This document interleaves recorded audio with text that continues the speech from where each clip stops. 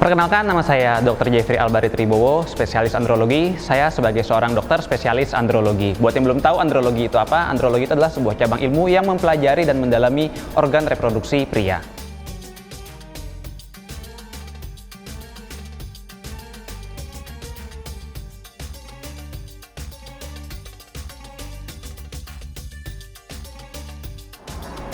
Oke, jadi apakah sebenarnya tidur siang itu dianjurkan atau tidak? Sebenarnya, tidur siang itu bukanlah sebuah kewajiban, mau itu saat sedang bulan puasa atau tidak. Yang paling wajib itu apa?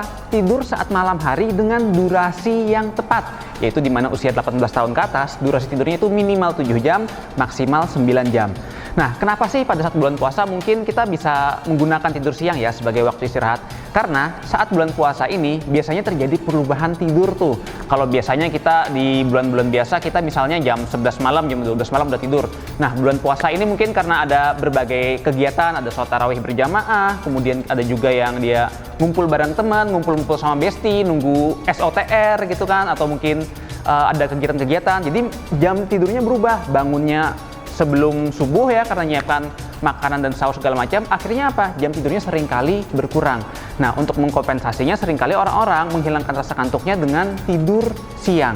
Nah, tapi apakah tidur siang ini akan sebaik dengan tidur malam hari? Jawabannya tidak. Tetap yang paling bagus itu adalah tidur malam hari dengan durasi yang cukup. Jadi tidur siang sebenarnya tidak perlu kalau kita tidur malamnya udah cukup.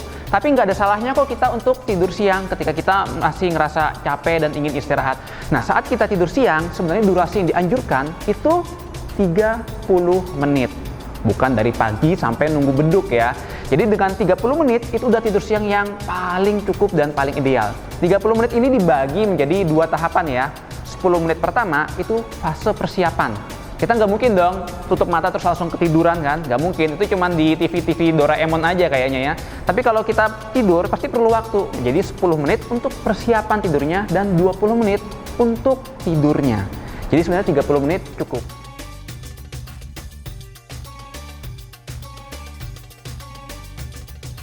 Oke, apakah kaum rebahan itu sebenarnya nggak sehat?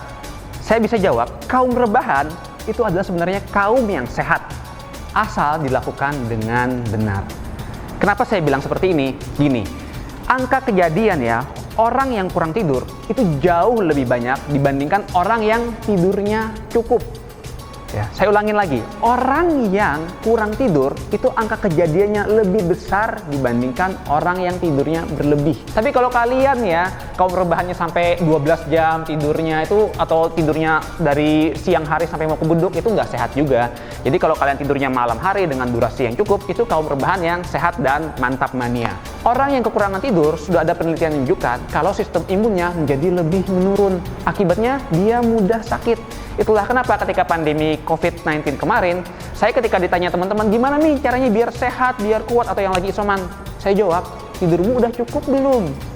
Kalau kamu tidur cukup, kamu maka bisa jadi jauh lebih sehat dan bugar. Banyak orang yang tidurnya kurang cukup, alhasil apa? Mudah sakit. Itulah kenapa ketika kita sakit, kita jadi lebih mudah untuk tidur kan? Karena apa? Secara naturalnya tubuh kita sudah tahu kalau tidur itu adalah obat terbaik bagi tubuh kita.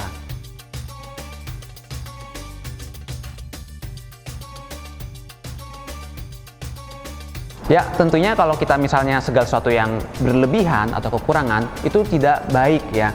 Tapi perlu diingat, saat tidur, tensi kita akan cenderung lebih turun. Sehingga beban jantung pun akan lebih bagus dan pembuluh darah lebih bagus. Tapi kalau misalnya terlalu sebentar, otomatis kurang baik juga, terlalu lama juga kurang baik bagi pembuluh darah kita. Jadi tetap yang paling baik itu adalah tidur dengan durasi cukup.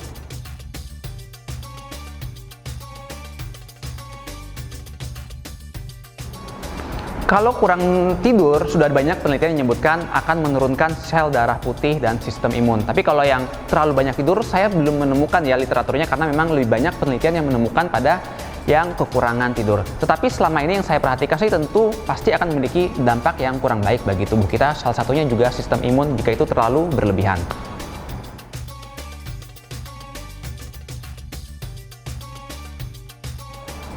Kinerja otak ya. Jadi sebenarnya tidur itu bagus bagi otak kita karena akan meningkatkan kinerja. Kalau kekurangan sudah pasti akan menurunkan kinerja otak. Kalau kelebihan gimana? Sudah pasti sih otak kita kan jadi lebih sedikit ya waktu untuk produktif segala macam. Maka sudah pasti juga akan menghambat produktivitas kita sehari-hari. Jadi ya tetap ya yang sedang-sedang saja kalau kata lagu dangdut.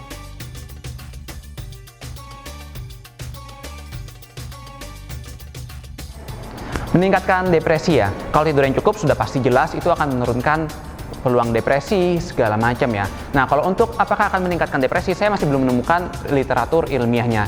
Yang ada saya baca itu adalah ketika kita tidur dengan lampu menyala itu akan meningkatkan risiko terjadinya depresi ya. Tapi kalau untuk apakah durasi tidur itu yang terlalu banyak mengakibatkan depresi atau tidak, saya masih belum menemukan literatur ilmiahnya.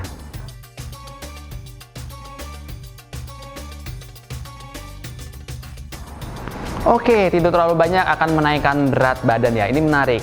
Kalau dari penelitian yang sudah ada, itu dia menyebutkan gini, kalau kurang tidur, itu maka hormon yang menyebabkan kenyang itu akan menurun. Sehingga akibatnya apa? Orangnya jadi sulit kenyang, akhirnya makan terus. Nah, gimana kalau misalnya kelebihan? Bisa terjadi hal yang serupa, walaupun belum ada bukti ilmiah, karena penelitian baru di kekurangan tidur.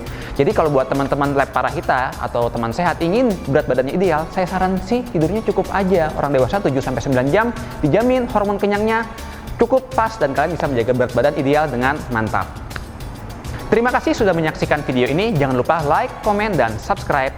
Buat teman sehat, selamat menunaikan ibadah puasa.